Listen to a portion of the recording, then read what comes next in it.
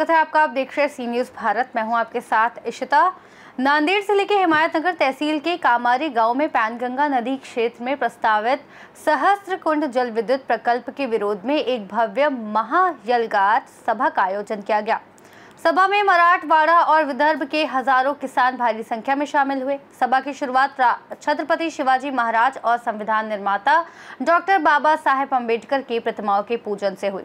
इस सभा में प्रकल्प से प्रभावित किसानों ने सरकार के खिलाफ कड़ा विरोध जताते हुए साफ तौर पर कहा, हम जान दे देंगे लेकिन जमीन नहीं देंगे। आंदोलन के दौरान मंच पर संगठन प्रमुख प्रहलाद पाटिल, जगताप कोषाध्यक्ष प्रहलाद राव गावोड़े, मुबारक तंवर, संध्याताई रावते सहित कई किसान नेता उपस्थित थे। सभा में विदर्भ के उमरखेड़ से पूर्व विधायक प्रकाश पाटिल देवसरकर, स्वराज पार्टी के माधवराव देवसरकर, कृष्णा पाटिल, आस्टीकर समेत क्षेत्र के अन्य किसान नेता शामिल हुए। सरकार की ओर से सभा को शांतिपूर्वक संपन्न कराने के लिए भारी पुलिस बंदोबस्त किया गया था। हिमायतनगर के पुलिस निरीक्षक अमोल भगत के नेतृत्व में स्थानीय पुलिस बल, पुलिस उप विभागीय अधिकारी, हाके, नांदेड़ दंगा नियंत्रण दस्ते के 20 जवान, अग्निशमन दल और आरोग्य विभाग की टीमें भी मौजूद थी। सभा के दौरान किसानों का जोश और संकल्प स्पष्ट रूप से दिखाई दे रहा था। वे जल प्रकल्प के चलते किसी भी हाल में अपनी जमीन नहीं छोड़ेंगे।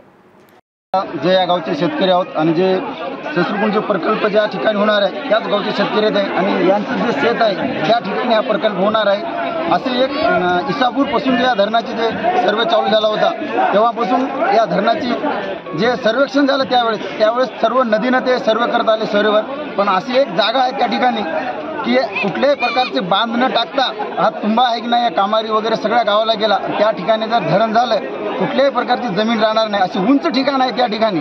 काल या कामारीचे जे मंडळी शेतकरी आले होते त्यांनी सुद्धा ते पाऊंड त्याला दाखवलेलं आहे। त्या ठिकाणी हा कुठलाही बंधारा नाही आणि हे निंगनूरचा जे आपले आमदार साहेब सांगतो पाणी आपण निंगनूरला नेणार दुसरी नदी करून। निंगनूर हा आमच्याकडे टेल जे पॉईंटपासून 22 किलोमीटर आहे आणि ते अतिशय उंच ठिकाण आहे। ते सुपर धरण म्हणायचं, कारण या ठिकाणी जर 10-15 फूट जर वीज झाली इकडे 40-50 गाव गेल्याशिवाय राहणार नाहीत। त्यामुळं आमच्या सर्व गावकऱ्याचा या धरणाला विरोध आहे आणि आम्ही सुद्धा या प्रत्येक ठिकाणी जाऊन हेच सांगणार आहोत बाबा ही जे याने जे पॉईंट पाहिलं आहे अतिशय उंच ठिकाण आहे। त्या ठिकाणी पाणी तुंबलं तर आमच्या गावात पाणी संपूर्ण स्थिती आज आमच्या गावातली विस्थापित झालेली आहे आणि या ठिकाणी जर धरण झालं तर या 40 गाव बुडल्याच्या राहणार याच्या मीडियानं आम्ही सांगण्यासाठी आलेलो आहे। Okay, thank you. संदर्भात युवकांना मार्गदर्शन केलं आणि फळी निर्माण करायचं आव्हान जे केलं तर या माध्यमातून सरकारला जाग येईल का असं युवकाचं नेतृत्व उभं केल्याचं म्हणतात। नाही, कसं आहे जिथं पैशाचा विषय असतो सगळे बहिरे होऊन जातात। सरकार असो, सरकारचे पाठीराखे असो, त्याचे लोकप्रतिनिधी असो, त्यांना आर्थिक सिंचन करून घ्यायचं आहे ते लोक बहिरे होतात। परंतु त्यांचे कान उघडण्यासाठी युवकांची फळी आम्हाला निर्माण करायची आहे अहिंसेच्या मार्गानं, राष्ट्रपिता महात्मा गांधीजीच्या मार्गाने, परंतु भगतसिंगाच्या विचाराने आम्हाला ही लढाई लढायची आहे। त्यासाठी युवकांची फळी मला अत्यावश्यक आहे, म्हणून मी युवकांची फळी इथे उभारणार आहे। सहस्त्रकुंड जलविद्युत प्रकल्पासंदर्भात काय आवाहन करणार आहे नेमकं काय आवाहन करणार शेतकऱ्यांना? नाही, शेतकऱ्यांना मी एक म्हणणार आहो का जर तुम्ही इथे जर थोडं कमी पडला तर येणारी पिढी आपल्याला कदापि माफ करणार नाही। कारण हा प्रकल्प जलविद्युत प्रकल्प जरी असला तरी कुठेही आपल्याला पॅनल टाकून विद्युत निर्माण करता येते। फक्त बंधारे टाकून नदीच्या पात्रातच पाणी अडवावं आणि बाकी पावसाळ्याच्या वेळी ते गेटवर केले का पाणी वाहते।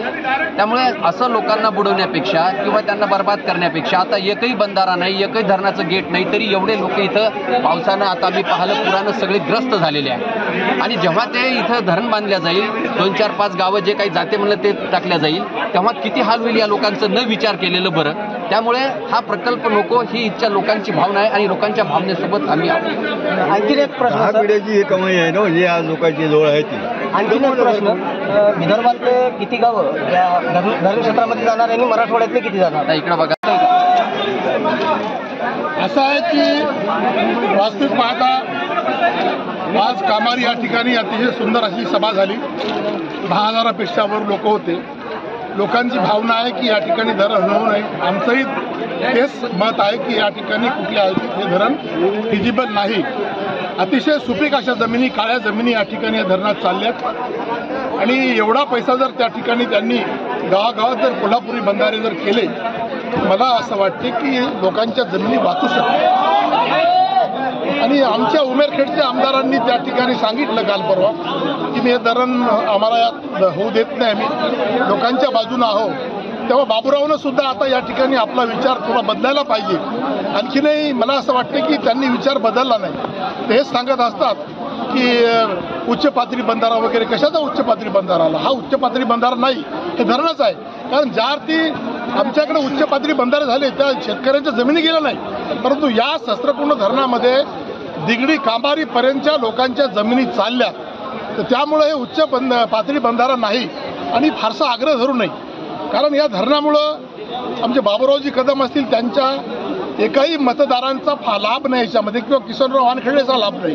हा लाभ जास्तीत जास्त किनवट किंवा माहूर त्या भागातल्या लोकांचा होणार आहे. आणि सगळ्या त्या ठिकाणी पैनगंगा गेली. तुम्ही त्या ठिकाणी पैनगंगेवर जरी कोल्हापुरी बंधारे जर बांधले तर मला असं वाटतं की सिंचनाचा प्रश्न हा निकाली निघू शकतो. तेव्हा यांनी हा आग्रह करू नये. आणि आता ज्या अर्थी आपण कामारीला मीटिंग घेतली, आता उद्या 7 नांदेड़ से सी न्यूज संवाददाता शुद्धोदन हनबाटे की रिपोर्ट। इस खास रिपोर्ट में इतना ही। देश और दुनिया की तमाम बड़ी जानकारियों के लिए देखते रहिए सी न्यूज भारत।